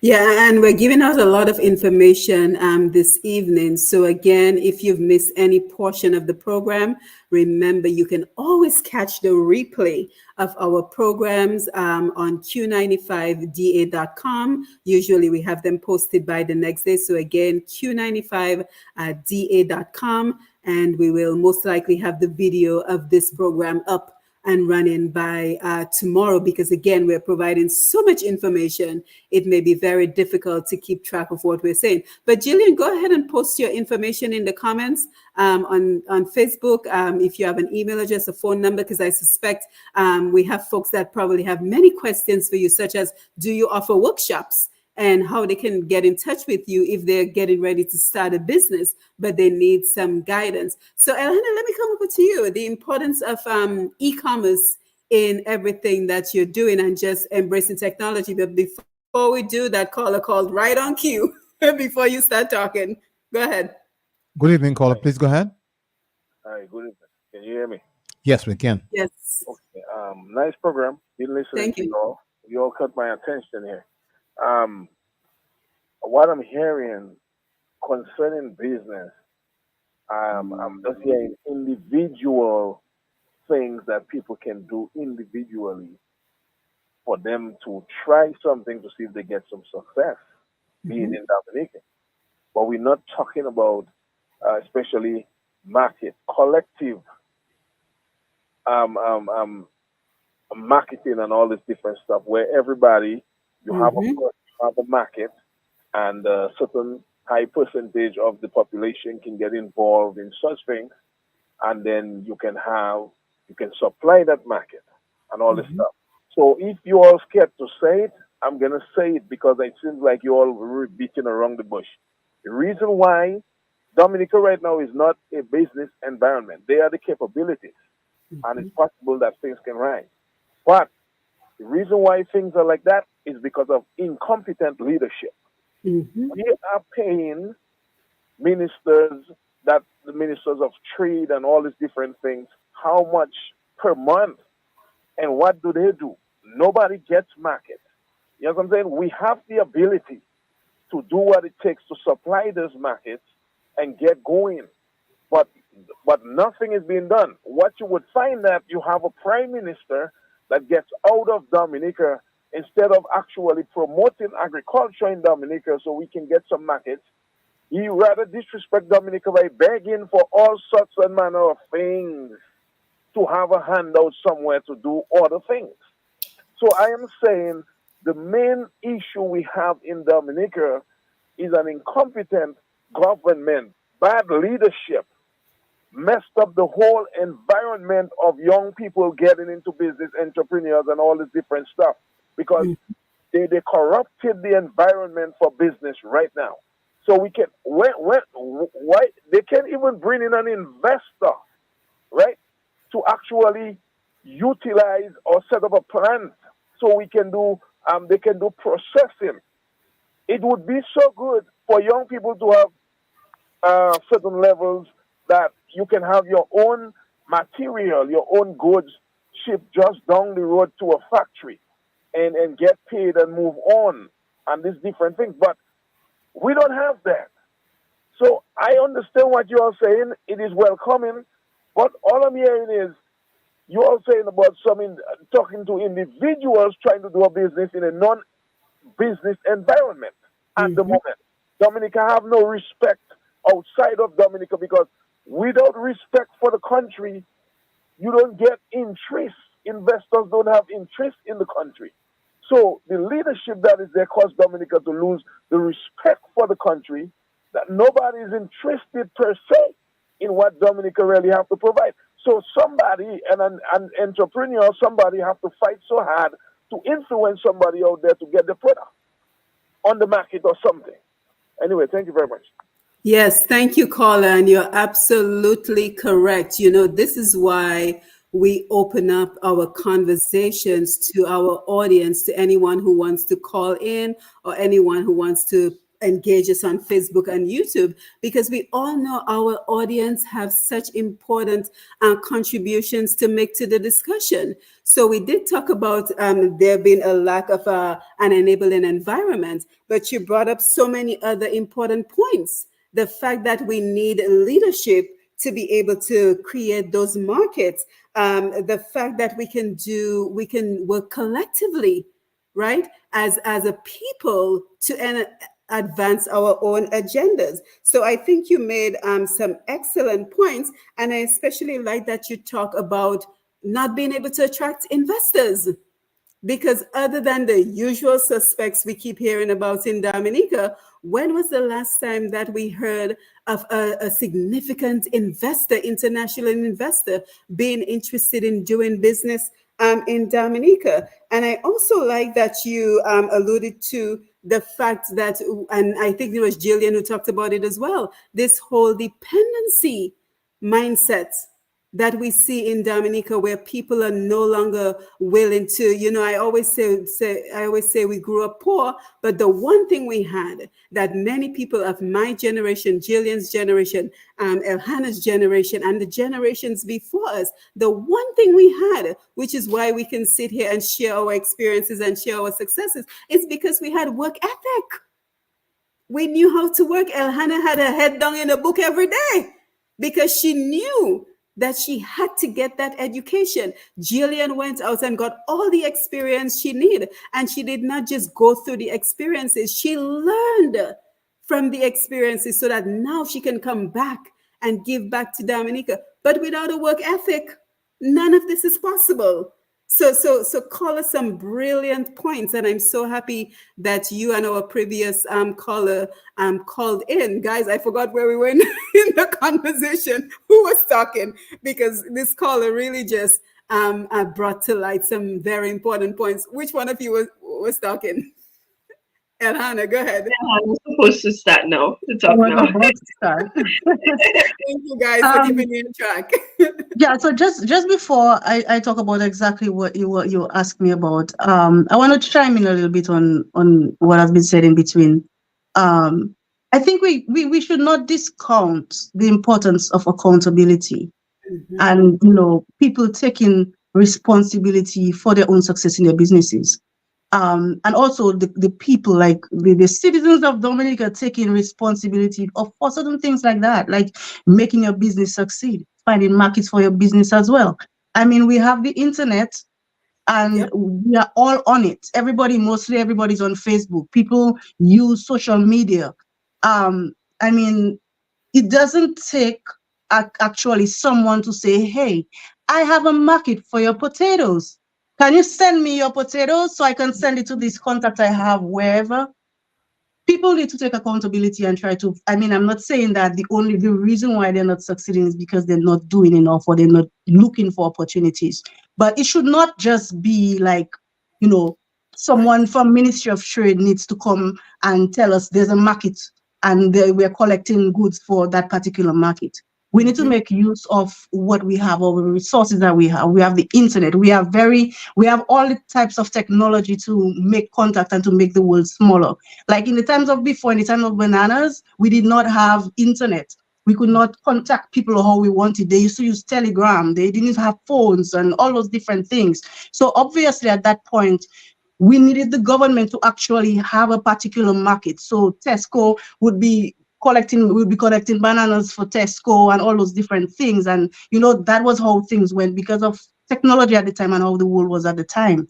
But no, I mean, we should not be blaming our lack of success in our businesses, especially in the agricultural or in anything where you need to export in terms of that, because completely, I mean, they do have a part to play because we do pay government workers, government ministers, we do pay them to facilitate those areas and to make things better and to make an enabling environment for businesses. But the buck doesn't stop here. We can't just say, okay, well, because we have a bad government and bad leadership, that means that everything is because the government is not doing the right thing or because the people in the positions are not doing the right thing. We also need to put accountability at our feet as well, because we do, I mean, there are different things that you can do. And if you have not tried to find, those things on your own, or to find ways to get like a market for your products or for something, then you cannot completely place the blame anywhere. Then in terms of like agro processing and those things, yes, the government can help in those terms, but in terms of investments, these are usually private investments. If Dominicans living abroad, they want to come together, create some type of company, some type of foundation, and create some type of agro-processing plant, that is something that citizens also need to contribute to those types of things. In other countries that are developing, the government doesn't take part in those types of activities. These are private sector investments. A lot of these private sector investments, these are things that people actually come together and do.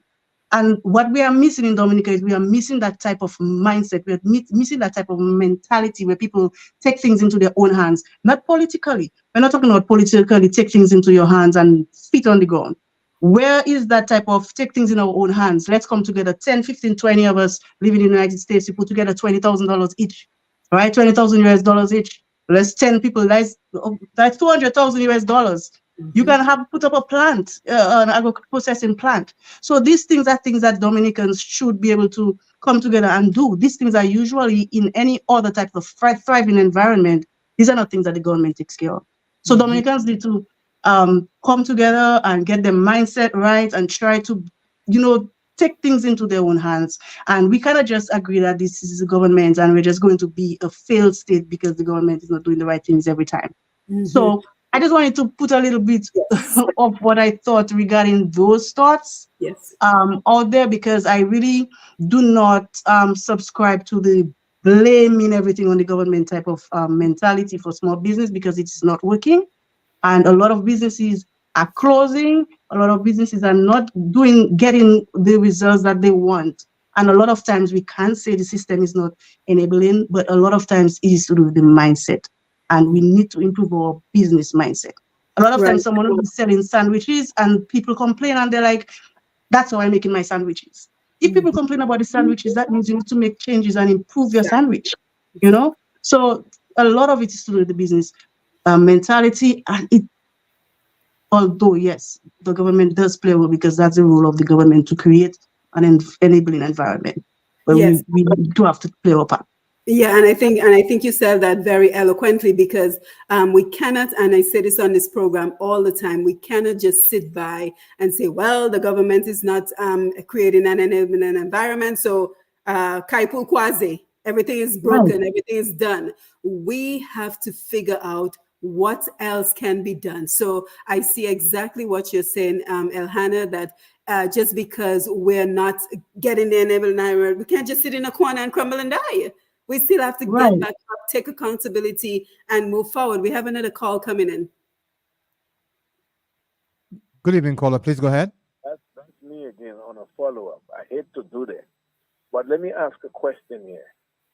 When we're talking about that the government, we should not rely on the government to do as much and this thing, how do you expect a Dominican with a private business to thrive? Let's say that Dominican have a store where in the custom they pay so much and the Chinese bring in their own for free.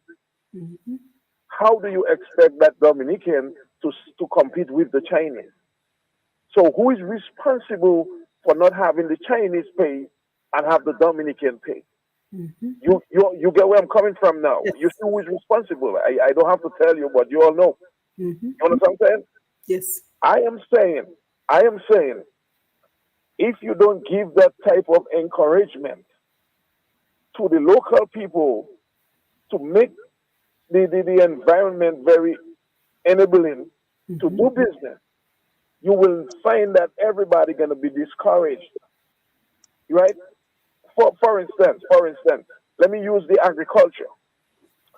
We once had banana international markets for banana.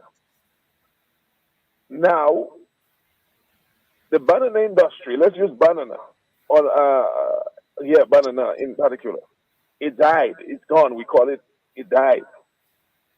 Now, as a farmer, when you know last week, you pack up 100 boxes of banana, you drop it at the drop point, which is on the cost in the pot, and then you turn your back, you go home, and the next week your money goes into your bank account, or they pay you personally when they come to pay you however they did. And you go about your business and you have other crops and you're doing your stuff.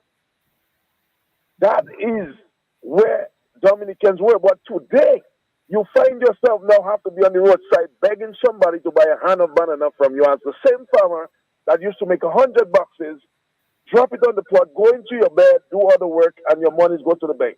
But today you have to beg somebody to buy a hand of banana from you. Isn't that discouraging?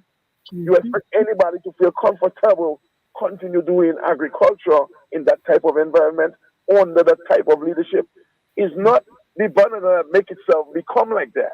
It has to be some sort of leadership that destroyed it. That's why somebody has to suffer from the incompetence of somebody else. So think about that and where I'm coming from.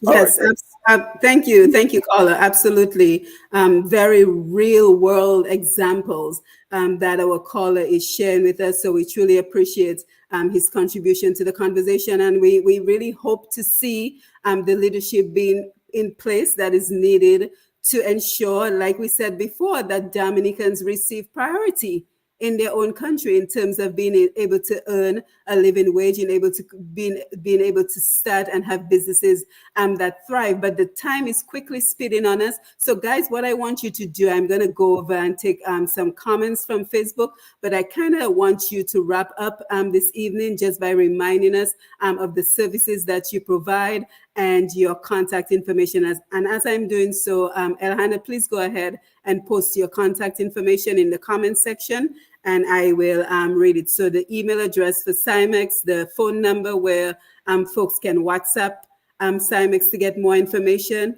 and all that good detail, and I will read it out when we come back. But let's go over to Facebook and make sure that we're engaging with our Facebook audience. So Alvin says, Jillian is so correct.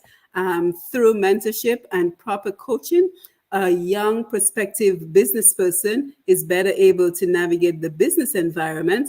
A great idea may not necessarily transform into a viable business venture. So great point.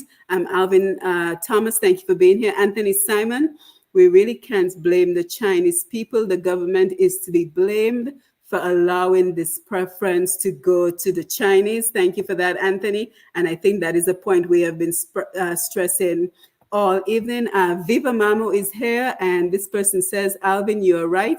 In fact, this is the fundamental difference between getting a small business loan from an organization like NDFD as opposed to Aid Bank and other financial institutions. Organizations like NDFD that specialize in small business development, financing, engage entrepreneurs in small business training and development, provide technical assistance in creating a proper business plan, developing market strategy, identifying markets, organizing sales, etc. Thank you, Viva Mama, for your contribution. Crispin Shillingford, great program.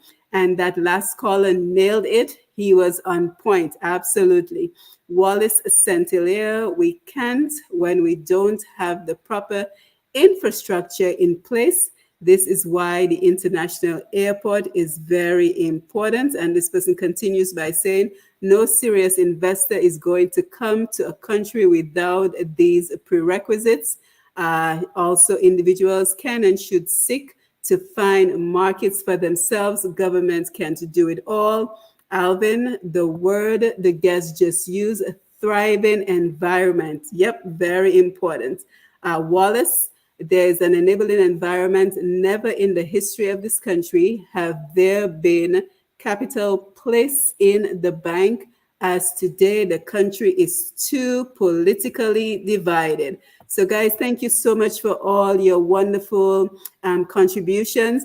And let us go back over to Elhannah and Jillian, so you can just wrap up in terms of what you would like our listeners, our viewers to remember in terms of the services that you offer. And again, I want to thank you for being here as we talked about the importance of the MSME sector, micro, small, medium, and enterprises in Dominica. And what is the support that this sector of the economy needs in order to grow and thrive, and what are the challenges? So I think we unpacked quite a few challenges today. So I'm hoping that we found great value in this conversation. So again, if you tuned in late, we were talking about the changing landscape of the MSME sector and what is needed to support them. And our guest this evening, Ms. Elhannah Alexis, founder and director of Simexx Inc.,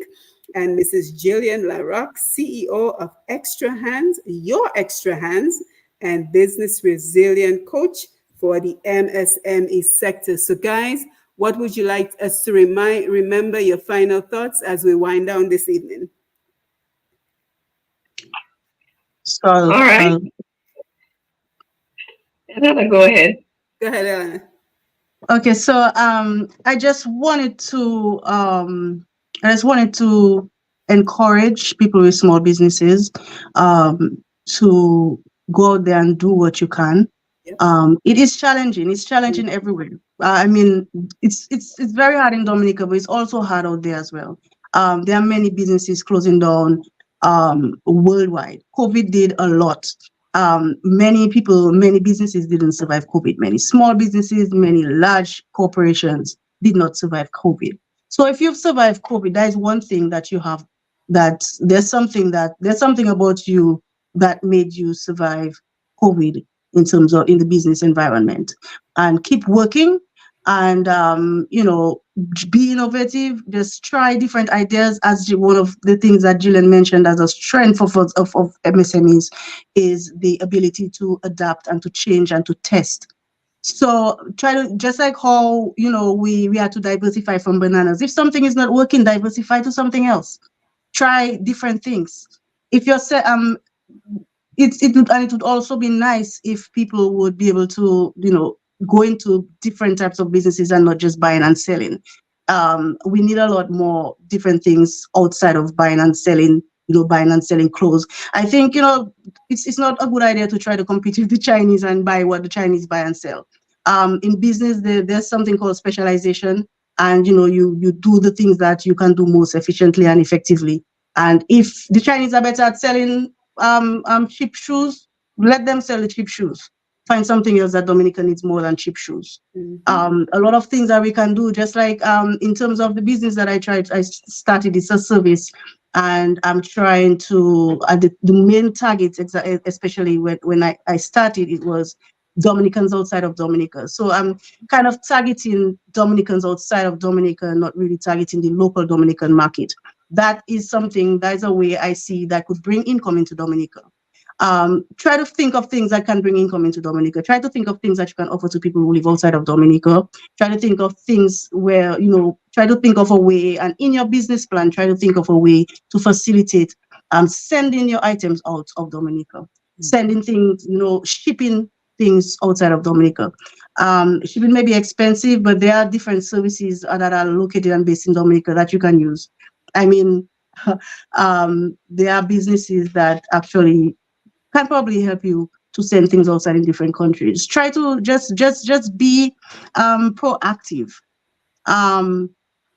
And I also want to, share a little bit of more information about my business, Simexx. Simexx, we don't only help people with passports. We will help you with anything that you want to do in Dominica. So, currently, a lot of things that people want to do, they may not be able to do it because they probably do not have a contact in Dominica to help them. They don't have family members, or they want their business to be private. Sometimes people opt going down, asking a lawyer to do things for them that someone could just do for them because they don't have a trusted contact. Simexx wants to be your trusted contact in Dominica to do whatever you need. If you need to hand documents, special documents to someone, if you need to take care of something, you need to go to the bank and get some documents, anything that you want to do in Dominica, and you cannot do it from over there. You want to ship something to Dominica and you want someone to pick it up from the port for you and give it to somebody, or anything. I'm just so anything that you may want to do in Dominica, we can help you to do that in Dominica while you sit at your home, wherever you may live. You may live in the States. We have our system where you can pay, you can sit right there, you can click a link and make your payment, and we do the footwork. So yeah, that's what I wanted to share. Yes, thank you so much, Elhannah, for the brilliant service. And I like that word that you use, innovative. Right? So we cannot just sit on our hands and say, well, somebody else is doing it and they stole my idea, because that is something else I hear a lot in Dominica. I remember this particular example where someone was talking about, oh, this person saw this person making coconut cheese in New York, and now somebody's making coconut cheese in Florida. Different markets, come on. I'm thinking to myself, we have to get beyond that mentality of scarcity. Right? I think we always are stuck in a mentality of scarcity instead of a mentality of abundance, where we say, oh, you want to sell cheap shoes? Well, I'm not going to sell cheap shoes. I'm going to pivot because I'm an MSME. I'm a small business.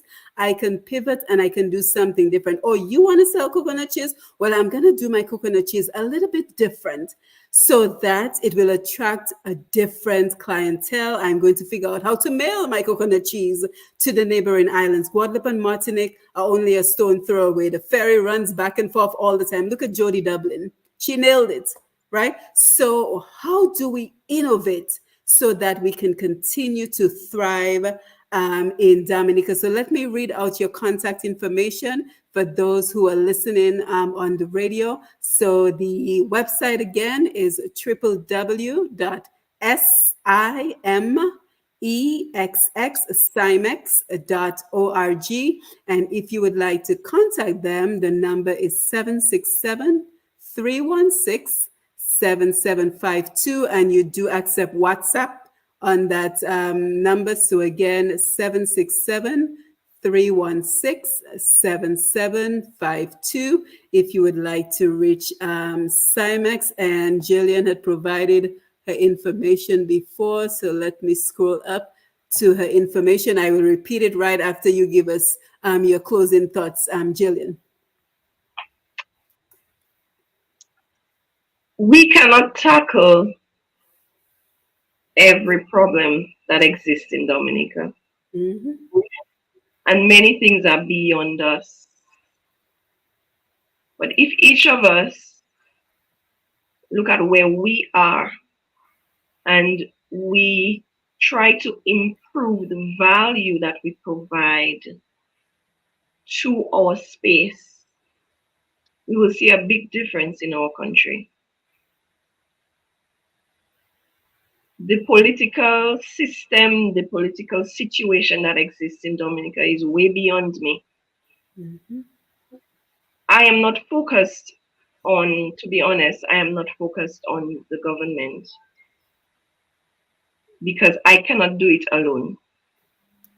But what I can do is to help individuals increase their self-image, improve their self-image, increase their value, go from a consumer mindset to a creator mindset, help people go from an employee mindset to a business owner mindset.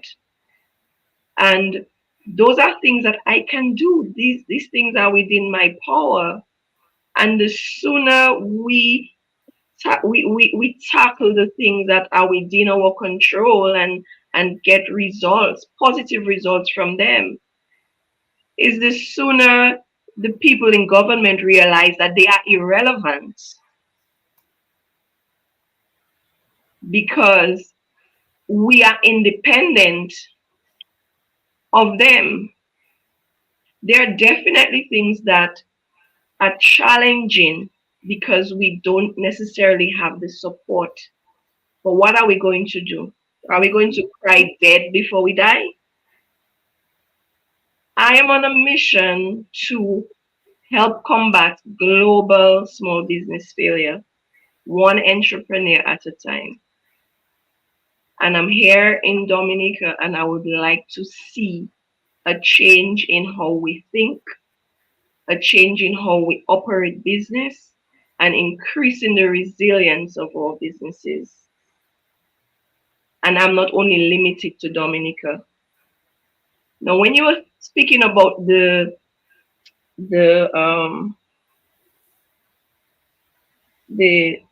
confectionery, and it just slipped Mm-hmm. me. Coconut Coconut cheese, right? Mm-hmm.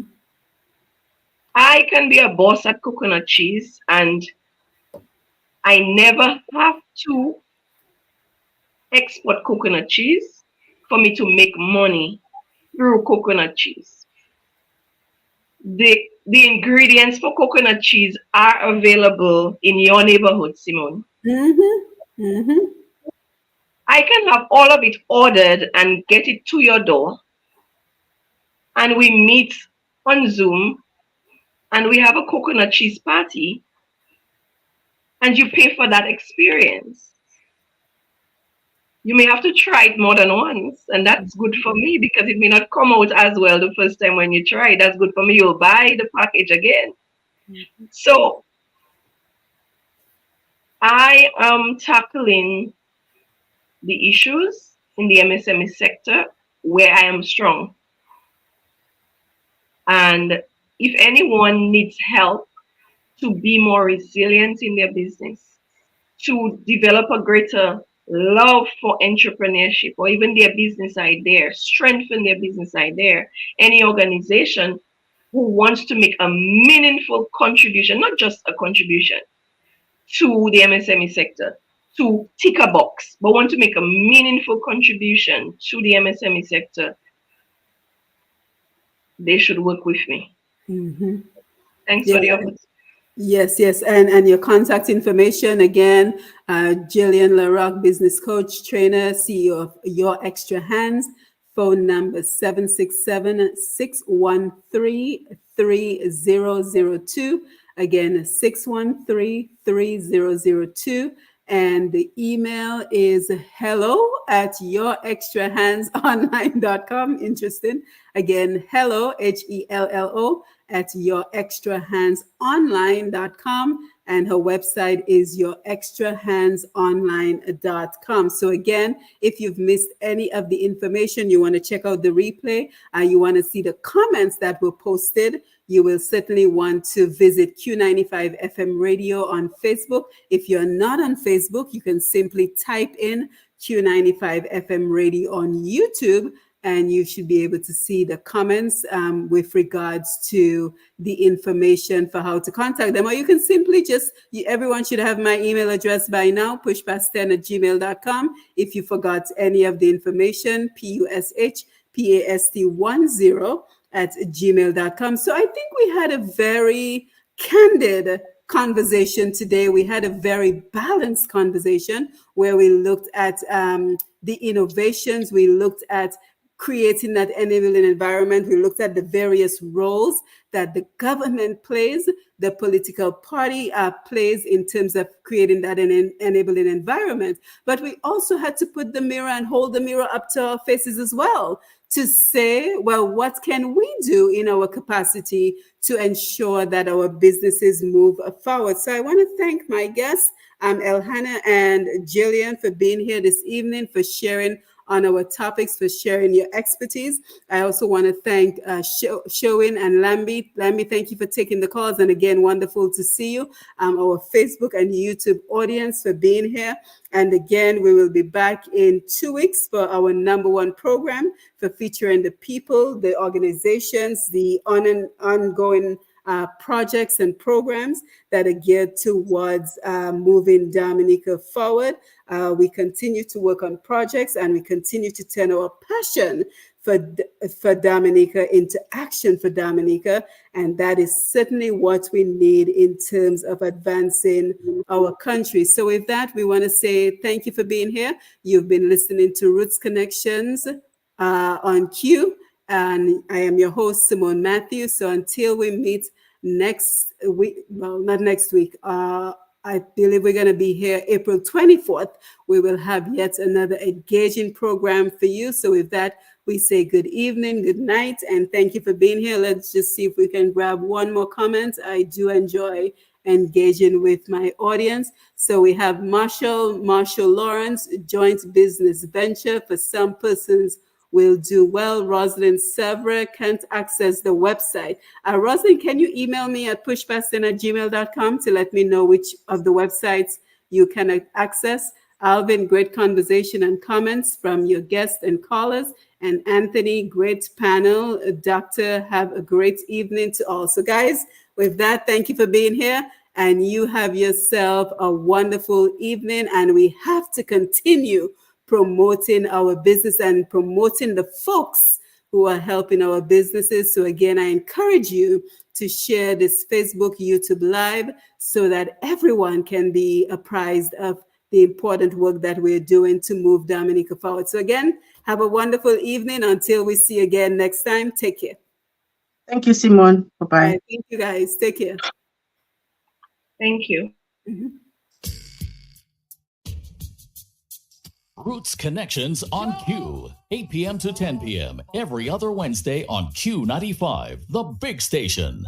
Dominicans journeyed beyond our shores for decades in search of economic opportunities and educational advancement. Many are ready to give back to their cherished nature island. Welcome to Roots Connections on Q. Join Dr. Simone Matthew on Q95 as we tap into the life and times and expertise of our nature island Dominicans, at home and abroad. From our agriculture and industry to sustainable development, resilient and renewable energy, to the music, art, and entertainment industries. Join Dr. Simone Matthew and guests every other Wednesday from 8 p.m. to 10 p.m. We examine where they came from, where they have been, where they are now, and how we can move forward together with our brothers and sisters at home and abroad to inspire and elevate our country, our economy, our people, and our youth to achieve excellence and success. Roots Connections on Q, every other Wednesday night, 8 p.m. to 10 p.m. Only on Q95, the big station. Jacob is calling his children. Pay the price, so we want home. Oh, children, home. Oh, to Zion. Oh, wanna go. Take me there. Good night, Leandria. Good night, Angelo Elaine. Have a good night. We're gone.